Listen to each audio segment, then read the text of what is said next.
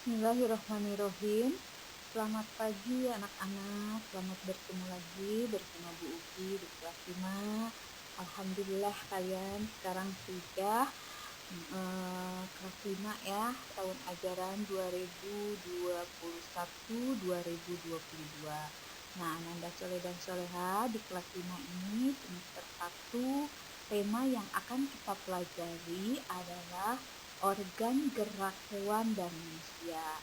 Nah, seperti biasanya dalam satu tema itu ada 3 subtema. Nah, subtema yang pertama yang akan kita pelajari adalah mengenai organ gerak hewan. Ini adalah pendampingan pembelajaran pertama. Nah, muatannya di sini ada muatan IPA, muatan bahasa Indonesia, dan matematika. Semoga Ananda hari ini sehat semua. Baik Ananda, alat gerak hewan dan manusia. Nah, salah satu ciri dari makhluk hidup adalah bergerak. Nah, hewan dan manusia menggunakan alat gerak yang dimilikinya itu untuk berpindah dari satu tempat ke tempat lainnya. Nah, makhluk hidup itu mempunyai alat gerak yaitu kaki, sayap, sirip, dan otot perut. Nah, selain untuk bergerak, alat geraknya juga bisa digunakan untuk memegang, melompat, memanjat, dan berenang. Alat gerak itu ada 2 loh anak. Nah, alat gerak sebagai alat gerak aktif dan ada alat gerak pasif. Nah, alat gerak aktif itu berupa otot, dan alat gerak pasif berupa tulang. Otot itu disebut alat gerak aktif karena apa? Karena dapat bergerak.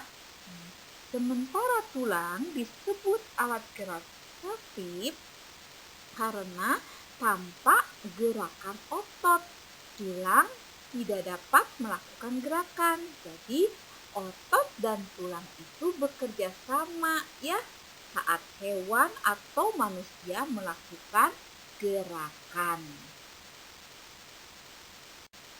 Coba Ananda perhatikan gambar berikut. Ini adalah gambar tangan manusia.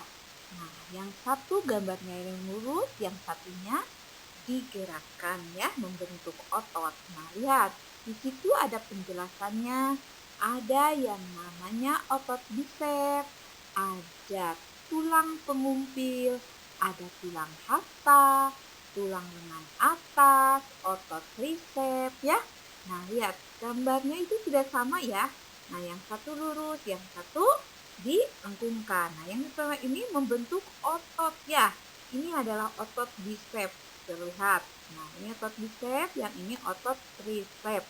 Dan ini tulang capsula. Nah, Ananda nanti bisa dipelajari lebih lanjut di buku siswa ya. Nah, untuk menambah pengetahuan Ananda.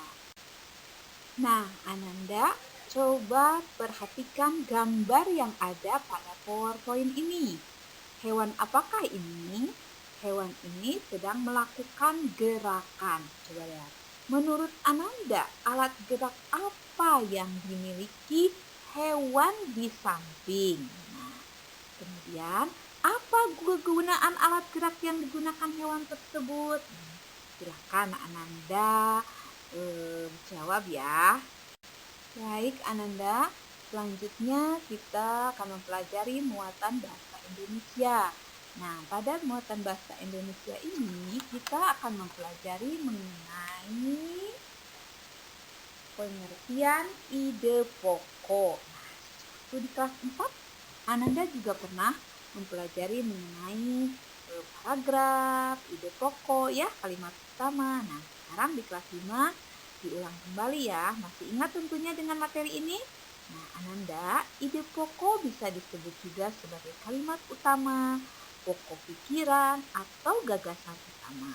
Ide pokok adalah suatu gagasan yang menjadi dasar sebuah paragraf. Di sini juga ada ciri-ciri ide pokok atau kalimat utama. Ananda bisa baca dan dipelajari ya, supaya Ananda lebih paham dan mengerti mengenai pengertian ide pokok. Kemudian Ibu juga punya ciri teks bacaan mengenai gurita. Di sini teks bacaan gurita ini adalah sebuah cerita yang menceritakan tentang gurita. Coba yang ini terdiri dari beberapa paragraf ya. Kemudian Ananda dalam teks bacaan gurita ini ditemukan ide pokoknya. Nah, nanti Ananda isi di portofolio yang sudah Ibu bagikan ke Ananda ya. Kerjakan dengan teliti ya supaya jawabannya tepat. Ananda, masih ingatkah dengan gambar seperti ini? Tentu masih ingat ya. Gambar apa ini? Ayo coba. Ini gambar pizza ya, kesukaan kalian. Nah, Ibu akan ini dengan berkaitan dengan materi matematika mengenai penjumlahan pecahan yang penyebutnya berbeda. Waktu di kelas 4 kalian juga sudah mengenal mengenai pecahan. Nah, Ananda, dalam pecahan itu ada yang dinamakan pembilang dan penyebut. Nah, coba masih ingat tidak? Coba Ananda perhatikan bilangan pecahan yang ada di layar ini. Nah, ini adalah pecahan yang penyebutnya tidak sama atau berbeda. Nah, masih ingat kan yang dinamakan pembilang itu yang ada di atas ya, yang penyebut di bawah. Nah, ini angka 1 adalah pembilang, angka 2 penyebut. Nah, ini bilangan pecahannya, penyebutnya berbeda. Lalu bagaimana cara pengerjaannya? Tentunya penyebutnya harus disamakan dulu dengan mencari KPK dari penyebut tersebut ya. Nah, misalkan ini KPK dari bilangan 2 dan 4 adalah berapa? 4 ya. KPK itu apa anak-anak? Bukan itu ya, bukan tentang korupsi loh. Ini KPK itu adalah kelipatan persekutuan terkecil. Jadi KPK dari bilangan 2 dan bilangan 4 adalah 4. Kemudian kalau sudah disamakan seperti ini penyebutnya, nanti ini kan 2. 2 itu untuk mendapatkan 4 itu harus dibagaimanakan Ananda? Dikali dengan berapa? Dengan 2, iya betul. Nah, yang 2-nya itu kemudian kalian kalikan ke sini, ke pembilang. Jadi yang ini nilainya pecahannya berubah menjadi 2/4. Nah, kalau yang ini masih tetap sama karena pembilangnya ini 4. Jadi ini dikalikan 1 ya. Penyebutnya 4. Jadi dikalikan dengan pembilang 1. Jadi hasilnya 1/4. Dan kemudian setelah penyebutnya sama, barulah Ananda bisa menjumlahkannya ya. Pembilangnya dijumlahkan 2 ditambah 1, 3.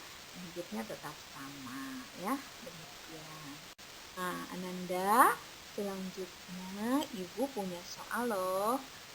Untuk supaya Ananda lebih paham ya. Jadi, silahkan Ananda nanti kerjakan soal mengenai pecahan ini ya. Ini ada 5 soal, kerjakan dengan teliti ya. Kemudian dengan jujur, dengan tekun. Nah, nanti tugas-tugas dari yang Ibu berikan pada pembelajaran saat ini, Ananda boleh ditulis di dalam buku tugas, satu buku saja disatukan, tidak apa-apa ya. Selamat belajar, jangan lupa jaga kesehatan selalu ya. Dan mudah-mudahan COVID ini segera sirna ya, segera tidak ada supaya kita bisa belajar bersama di sekolah. Nah, demikian anak-anakku yang soleh dan soleha kegiatan belajar hari ini. Semoga Ananda senang.